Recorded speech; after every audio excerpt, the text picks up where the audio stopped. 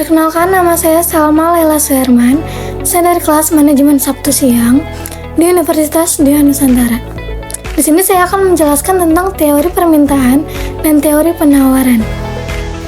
Saya akan menjelaskan tentang cara bagaimana memahami mengenai teori permintaan dan teori penawaran.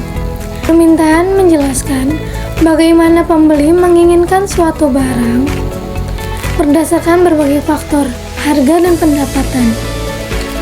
Penawaran menjelaskan bagaimana penjual menyediakan barang berdasarkan faktor-faktor seperti harga dan biaya produksi. Dengan memahami bagaimana permintaan dan penawaran berinteraksi, jadi kita bisa melihat bagaimana harga barang di pasar ditentukan dan berapa banyak barang yang akan dijual. Tujuan memahami permintaan dan penawaran yaitu dengan memahami dasar permintaan dan penawaran, mempelajari hukum yang mengatur keduanya, menganalisis grafik permintaan dan penawaran, serta menerapkan konsep ini untuk memahami bagaimana harga dan jumlah barang di pasar ditentukan melalui interaksi antara pembeli dan penjual. Konsep teori permintaan atau demand. Definisi permintaan: seberapa banyak barang atau jasa yang ingin dibeli oleh konsumen pada harga tertentu dalam suatu periode waktu tertentu. Ini berarti bahwa jika kita tahu harga suatu barang dan kapan transaksi terjadi, kita bisa menentukan berapa banyak barang tersebut yang akan dibeli oleh konsumen. Faktor-faktor yang mempengaruhi seberapa banyak orang mau beli suatu barang atau jasa. Yang pertama, harga barang. Kalau harganya naik atau memuncak lebih mahal, biasanya orang beli barang lebih sedikit. Yang kedua, pendapatan. Kalau gaji naik, biasanya orang membeli lebih banyak barang.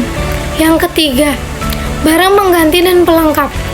Misalnya, kalau harga barang yang mirip naik, maka orang tersebut mungkin beli barang yang lebih murah. Yang keempat, selera orang. Kalau tren atau selera berubah, biasanya pengaruhi orang mau beli barang apa. Yang kelima, jumlah orang dan demografi. Misalnya kalau penduduk makin banyak atau ada banyak anak muda, permintaan untuk barang tertentu bisa naik. Yang keenam, ekspektasi harga. Kalau orang pikir harga akan naik nanti, mereka mungkin beli lebih banyak barang yang akan digunakan sekarang atau kedepannya nanti. Permintaan mengatakan bahwa ketika harga suatu barang naik, biasanya orang akan cenderung membeli lebih sedikit barang tersebut. Sebaliknya, kalau harganya turun, orang cenderung beli lebih banyak barang. Berikut akan saya kasih contoh tabel permintaan untuk sebuah barang tertentu. Dalam tabel tersebut, setiap harga barang dinyatakan dalam rupiah, dan jumlah barang yang diminta oleh konsumen menurun seiring dengan kenaikan harga. Misalnya, pada harga 1.000, konsumen meminta 200 barang, namun ketika harganya naik menjadi 3.000, jumlah barang yang diminta turun menjadi 120.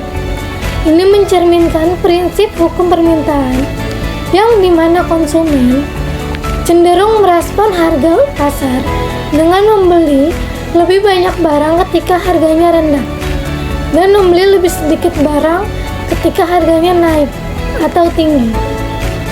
Contoh kurva permintaan atau demand curve. Kurva permintaan atau demand curve merupakan kurva yang menggambarkan hubungan kuantitas dan jumlah barang yang diminta dengan harga.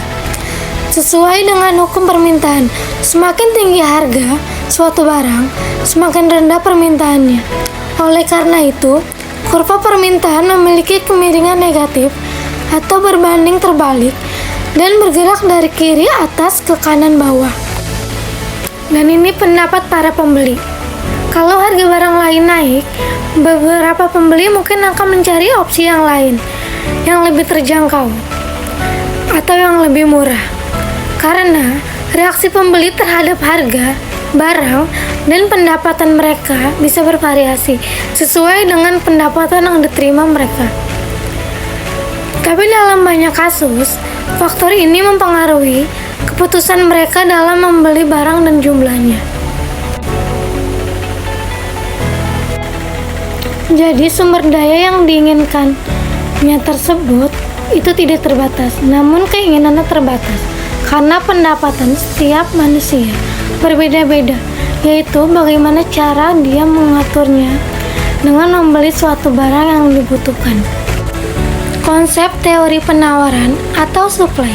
Definisi penawaran: bagaimana produsen atau penjual menyesuaikan jumlah barang yang mereka tawarkan ke pasar berdasarkan perubahan harga. Ketika harga naik, produsen cenderung menawarkan lebih banyak barang.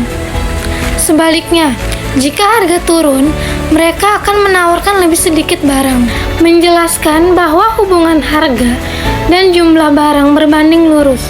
Oleh karena itu, jika harga barang turun, maka jumlah barang yang tersedia atau penawaran barang pun ikut turun. Sebaliknya, jika barang naik, maka jumlah barang yang tersedia atau penawaran akan ikut naik. Contoh tabel penawaran untuk produk tertentu. Dalam tabel ini, dapat dilihat bahwa semakin tinggi harga barang, semakin banyak jumlah barang yang ditawarkan oleh produsen, yaitu penjual. Misalnya pada harga $10, produsen menawarkan 50 barang. Namun ketika harganya naik menjadi $30, jumlah barang yang ditawarkan naik menjadi 150. Ini mencerminkan prinsip hukum penawaran, di mana produsen cenderung menyesuaikan kuantitas penawaran mereka berdasarkan tingkat harga yang ada di pasar. Berikut adalah contoh kurva penawaran. Kurva penawaran merupakan kurva yang menggambarkan hubungan kuantitas jumlah barang yang ditawarkan dengan harga. Bentuk kurva penawaran juga sesuai dengan hukum penawaran, yaitu harga barang berbanding lurus dengan penawaran. Oleh karena itu, kurva penawaran memiliki kemiringan positif dan bergerak dari kiri bawah ke kanan atas. Rumus fungsi permintaan dan penawaran yaitu sebagai berikut. Di sini kita bisa bedakan ya untuk permintaan dan penawaran, yaitu dikurang dan ditambah. Untuk bentuk fungsi permintaan yaitu P sama dengan A dikurang BQ atau Q sama dengan A dikurang BP, yaitu P dengan harga barang per unit, Q dengan jumlah barang yang diminta per unit, A angka konstanta, B kemiringan atau slope atau gradien. Dan yang kedua, bentuk fungsi penawaran. P sama dengan A plus BQ atau Q sama dengan A plus BP, yaitu P harga barang per unit, jumlah barang yang diminta, A angka konstanta, dan B kemiringan slope atau gradien.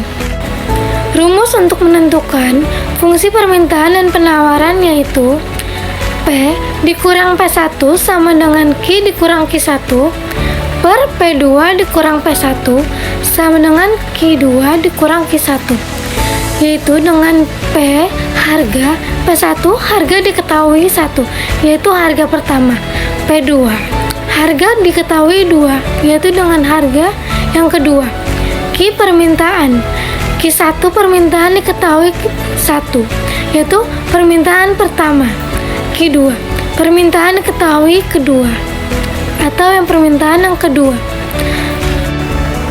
Demikian saya ucapkan terima kasih dan semoga bermanfaat atas teori yang telah saya jelaskan tadi. Jika ada kesalahan kata atau kesalahan bicara, saya mengucapkan kata maaf yang sebesar-besarnya. Terima kasih.